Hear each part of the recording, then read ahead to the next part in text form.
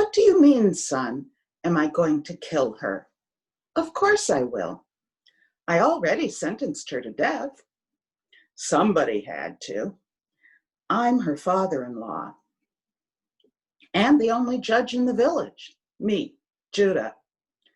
Anyway, there's no question Tamar is guilty. She's pregnant." "Not fair." "Oh, Shalak, out of all my sons, you always had the softest heart. And you're right, women do have desire, just like men. Your mother of blessed memory, well, I don't need to go into that. The thing is, no matter how much Tamar wanted a man, she should have followed the rules. She should have waited and married you." "How long was I going to make her wait?" "Oh, Shalak, did you really want to risk marriage to Tamar? Remember when your brother Er died, the same night he married her?" "Of course I saw how drunk Er was that night. Everybody saw. But who expected him to be dead in the morning? He was drunk lots of nights. An embarrassment to the family, really. I thought marriage might settle him down, so I found Tamar. Tall, big breasts, big hips, and sensible, too." "No, I didn't ask for her opinion. Her father agreed to the marriage, so I assumed. Anyway, Er died on his wedding night, and Tamar wasn't pregnant, so we had to give her another chance at a child. That's the rule. The nearest kinsman has a duty to get the childless widow pregnant. It's called yibum. All right, you know what yibum is. But did you know that if your brother Onan had done his duty, then the child would have counted as heirs? And eventually, Tamar's son would get Er's share of the family livestock business. That's the rule. So Tamar would have been set for life in our family because of her son. But Onan, did you know he was actually glad that Er died because that made his inheritance bigger? Selfish bugger. So Onan did not do his duty, even though he and Tamar slept in the same room for a month. He was spilling his seed on the ground. He wasn't following the rules. Then one morning, he was dead. So I sent Tamar back to her father's house, because you were the only son I had left, and you were too young for yibum. Tamar would just have to wait for you to grow up. And I didn't want her to wait in our house. She's bad news." "Well, it's true that your beard is filling out now, yeah, and you're my right-hand man in the sheep and goat trade. I admit it, you're old enough to get married. But Tamar, I already lost 2 sons in her bed." "Shalak, are you the one who's tired of waiting? You know, you're a man now. You can visit a prostitute if you..." Sorry, I just thought..." "Well, sure, I used to visit prostitutes when I was young, before I met your mother, but I never did anything out of line. I always followed the rules, despite what Joseph said about me and my brothers." "What did he say?" "Maybe this isn't the time." "No, it's good to tell old stories while you wait to execute someone. Silence can drive a man crazy. Remember that, Shalach. Someday you'll be the local judge." So, you know your grandfather Jacob? He doted on Joseph, gave him a fancy coat, let the rest of his sons wear plain wool, sent him to spy on the rest of us when we were out with the flocks. Then he believed all the tales Joseph brought back, making us sound like criminals. One day, Joseph caught up with us in Dotan, and we grabbed him and stripped off his coat and threw him in a pit. He was such an awful little creep. We just did it without thinking. Some of my brothers said we should kill Joseph. They'd already started gathering stones when I spotted a caravan headed for Egypt. So I persuaded them to sell him as a slave instead. Oh, it was against the rules. I knew that. Only a father can sell his child as a slave. Still, it saved the boy's life, and it kept my brothers from killing their own kin, which would have broken a bigger rule. Also, it got Joseph out of our hair. What? Actually, Shalak, we didn't tell our father what we'd done. How could we? We let him think a wild animal killed Joseph. Well, we didn't lie directly. We dipped Joseph's fancy coat in goat's blood and showed it to Jacob when we got home. He drew his own conclusions. All right, we were still dishonest.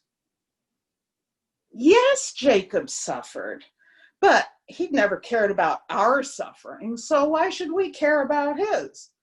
I didn't know then what it was like to lose a son or a wife. Still, after that, I don't know. I just couldn't stand living with my family anymore. It was bad enough living with myself. So I took my share of the flock and left. I didn't stop until I reached this place and saw Bat-shua. She was beautiful, tall, big breasts, big hips. Yes, that was your mother, of blessed memory. I hope I was a good husband to her. But maybe I wasn't such a good father. I didn't know what to teach boys. My father never taught me. Ah, thank you, Shalak. Maybe I got better with practice. You know, last year, when your mother died, I might have lost myself in grief the way my father did. But you were there, helping me. You're the only son I have left. If you died young like your brothers, I couldn't bear it. And that's why I made Tamar wait so long. All right, maybe I didn't have to send her back to her father's house. But I had the right. And I thought she was cursed if she even lived in the same house as you. No, I did not ask her where she wanted to live while she waited. Anyway, she stopped waiting, so the problem is solved. Oh, is that what the women in the marketplace say?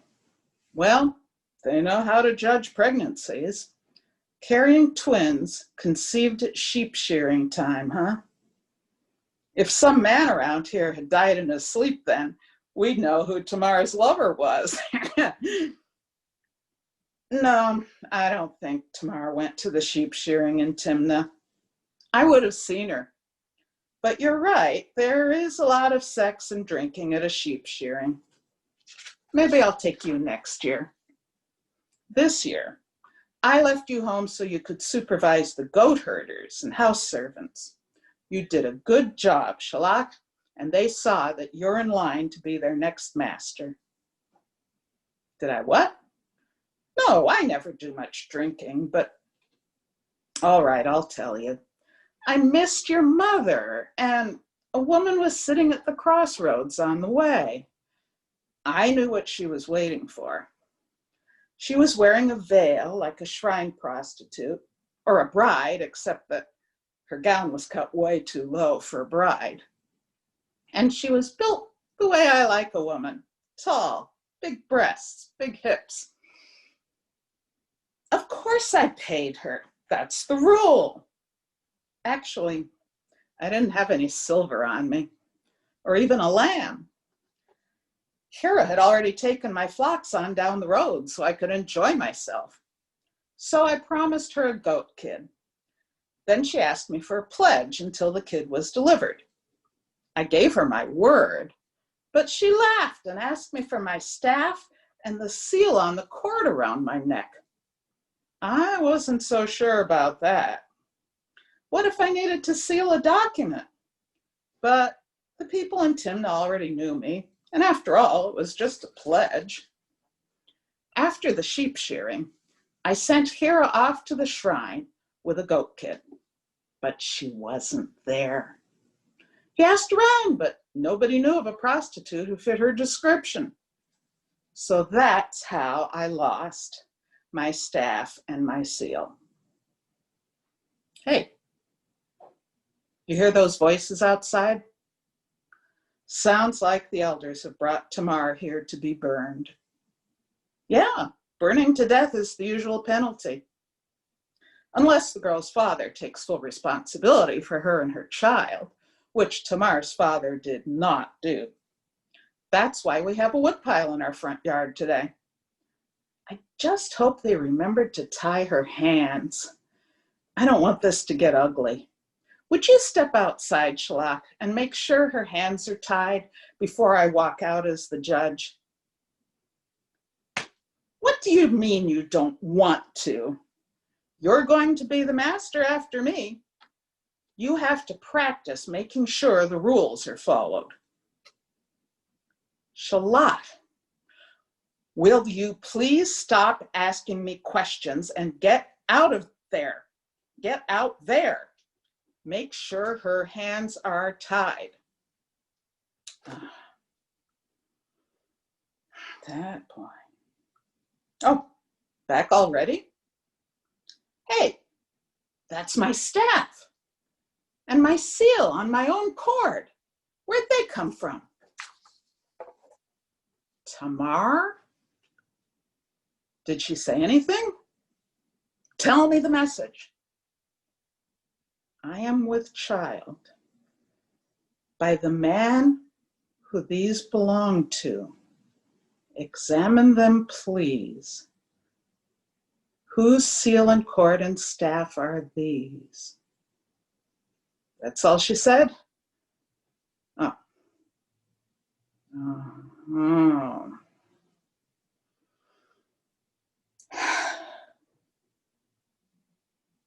Shalak, run out and tell the elders I commute the sentence.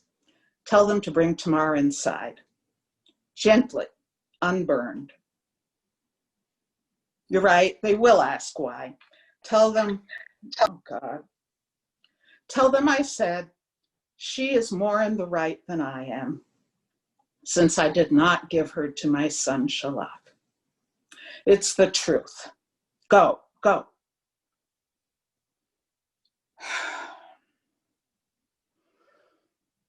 So Tamar decided I count as next of kin to her dead husband heir, since a brother wasn't available.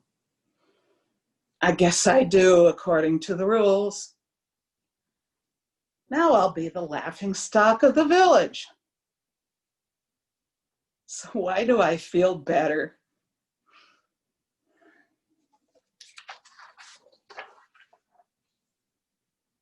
Right, you can turn off the recording.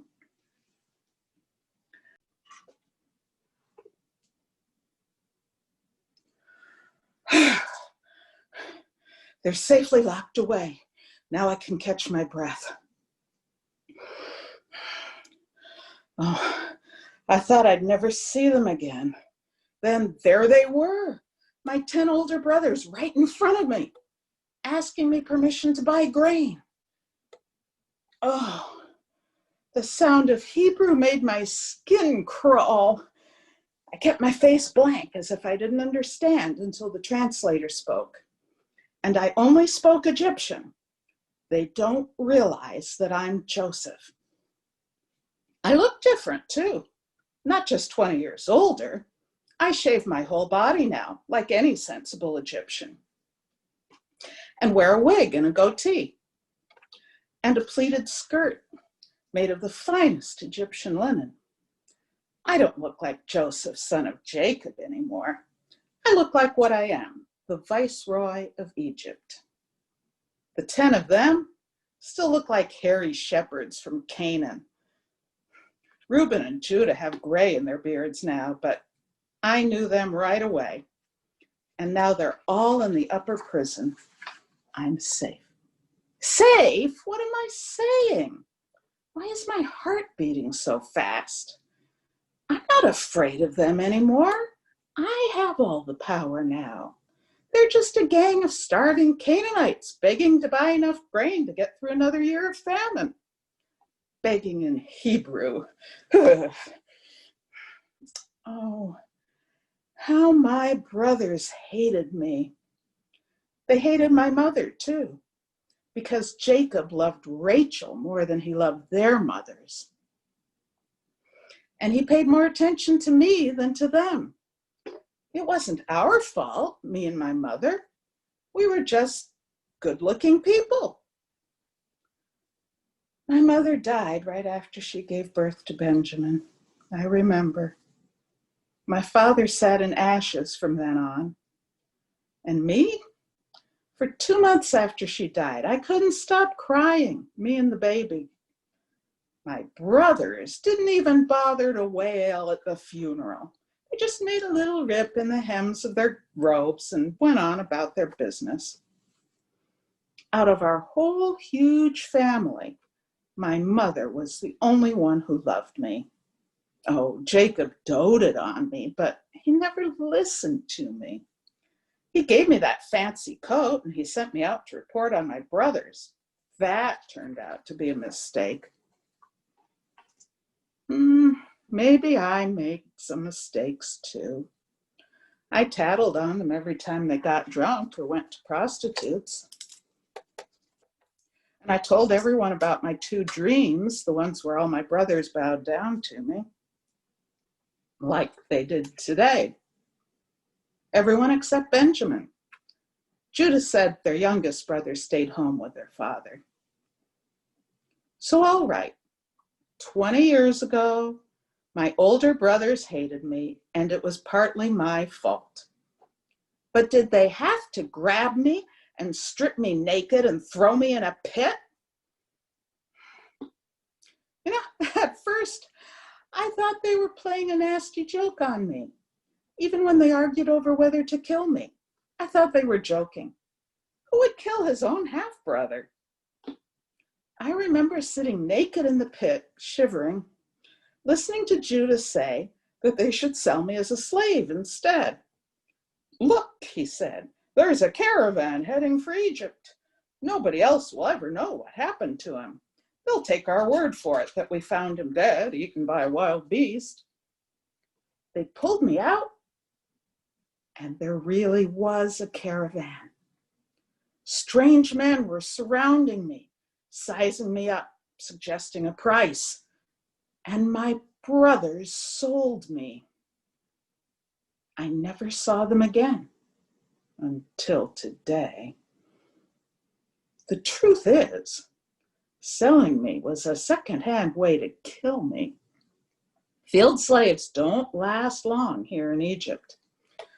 I would have died soon enough under the lash and the burning sun, but God blessed me with the right master who set me to work indoors.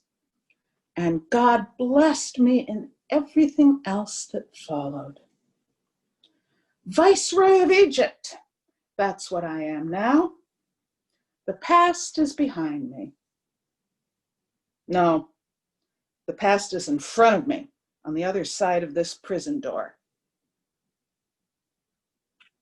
I had to give a reason for locking them up, so I accused my brothers of being spies. I don't know why. I blurted it out in Egyptian, thank God, not Hebrew. I said they'd come to see the nakedness of the land. Why did I say that? I guess I felt naked, even in my linen skirt. Silly of me. I have dozens of guards at my command. It was so easy throwing all 10 of them into prison. And hey, if I leave them in prison for the rest of their lives, nobody will question me. But I think I won't, because of the people who are waiting for them to bring back grain. Leah and Bilhah and Zilpah and Jacob, and all my brothers' wives and children, and my baby brother, Benjamin. Wait, Benjamin must be a grown man now, maybe with his own wife and child.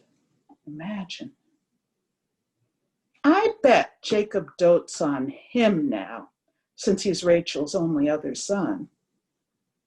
Do the 10 in there hate Benjamin now? Enough to kill him? Or have they changed? I could test them. I'll send them back to Canaan with grain and no, I'll keep one of them here as a hostage. Shimon, he was always the meanest. And I'll tell the rest of them that they have to come back with their youngest brother. They'll bring him to me sooner or later. The famine has another 6 years to go.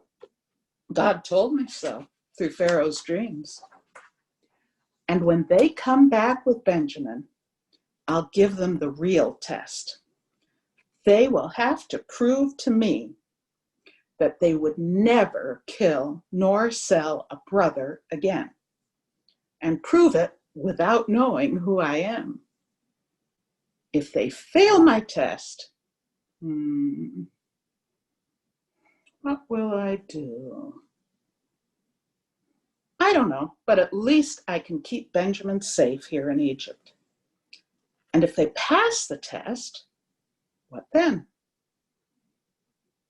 I guess I'll have to reveal myself. Let them know that inside the viceroy of Egypt is Joseph. And who is Joseph? 20 years after they hauled me up naked from that pit. I don't know. Am I the kind of person who would keep his enemies in a decent prison for the rest of their lives? Or am I the kind of person who would pardon even murderers and give them a second chance?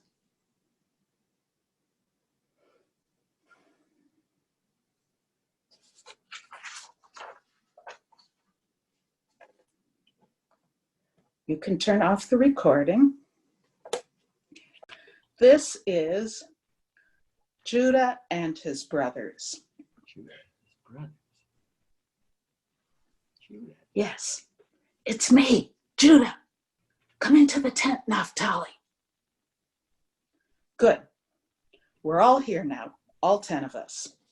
Joseph's older brothers, the guilty ones. Still. I saw it in your faces yesterday when we buried our father Jacob. And today, when Joseph made that detour to Dothan, not the most direct route back to Egypt from the family burial cave. Did you recognize the old pit on the ridge above Dothan? I didn't. Not until I saw Joseph standing at the edge looking down. Yeah, it scared me too. I think he was praying. What was he praying for?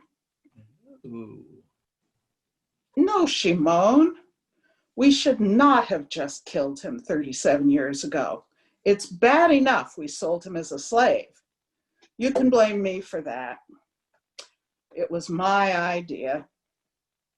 Well, yes, Naphtali, you're right. It was my idea, but we all took the money. Even you, Reuben. We are all guilty. We all hated Joseph, and we all suffered because he was turning our father against us, and we all wanted to get rid of him for good. Am I right? So, after that detour to the pit today, I figured we'd need to talk. That's why I pitched my tent so far away from Joseph and the Egyptian honor guard. I'm glad you all came. Now, hold on, Levi. Just because Joseph stopped at the pit today, that doesn't mean he still hates us. It just means, I don't know, but it doesn't mean that he's been waiting until Father's death to take revenge on us. No, I'm not saying he loves us either, even though he does keep sending us little gift baskets. I'm just saying we don't know whether he hates us or not, because he told us not to worry, but he never actually pardoned us or forgave us. And every time we bring up the past, he just talks over us, insisting that God sent him to Egypt, not us. It drives me crazy, the way he won't even let us be responsible for our own crime. Oh, what you did was really God's plan to get me to Egypt so I could interpret Pharaoh's dreams with God's help. So Pharaoh would elevate me from slave to viceroy over all Egypt. So when the famine came, I could save everybody's life with my cleverness and God's help. And us? We were just puppets following God's plan by selling our own brother. But don't worry about it, Joseph says. We didn't have any choice. He won't even grant us that. What, Naphtali? Oh, well, no, maybe it sounds like it, but I don't really hate Joseph. I just get mad once in a while when he treats us like children and acts like God's favorite son. But how can I hold that against him? The way Father spoiled him, of course Joseph would think he was royalty. And you got to give him credit for the quick thinking that got him where he is today. Sure, God gave him a lot of talent, but Joseph gets credit for using that talent. I give him credit for his choices. And hey, he's made better choices in Egypt than we did in Dothan. So yes, Joseph annoys me. But I think if he would just give us a chance to apologize, then we could ask him to forgive us. Oh, Naphtali, I know it's a risk just bringing it up again, and apologizing is hard. But remember when I told you how I apologized to Tamar, and living in the same house with her got a lot easier? Besides, once we apologize to Joseph, we won't have to feel so guilty. Then if he forgives us, we can trust him and we're safe. But if he dodges the question again, we're not safe and we can plan accordingly. Maybe even sneak away from that Egyptian honor guard before we get back to Egypt. Well, you're right, Reuben. Our families would be stuck in Egypt and we might never see them again. I'd hate to die without seeing Shalak and the twins again. But I'd like to live to old age anyway. Good point, Levi. What if he orders his guards to take us tonight? Well, let's take turns keeping watch just in case, all right? And in the morning, let's go to Joseph and apologize for what we did all those years ago. All right? What's that, Levi? Oh, that's a complicated plan, brother. So we pretend that when Father was on his deathbed, he told us to tell Joseph to pardon us. Huh. You know, Joseph was with Father all the time those last days. Do you really think he'll believe in a message we heard and he missed? Yes, you have a point. If Joseph pardons us for Father's sake, that is better than nothing. Still, I'd rather apologize for myself, so Joseph has a chance to forgive me for myself. Oh, all right, Levi, let's hear the message you drafted. Your father gave us an order before his death, saying, thus you shall say to Joseph, please pardon, please, the crime of your brothers and their wrongdoing for evil rendered to you. And now please pardon the crime of the servants of your father's God. Oh, lady, the wording is what, Reuben? Is this really the time to call for a vote? All right. Who wants to send Levi's message?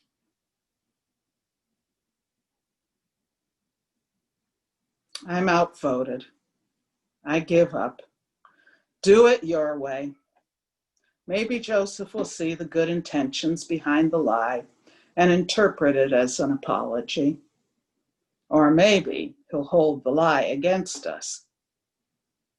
But I'm telling you, if Joseph only answers by talking about God's master plan, then I'm going to speak up and apologize for real. So if Levi's message doesn't work, do you want me to apologize for all 10 of us and ask him to forgive us? Yes? All right.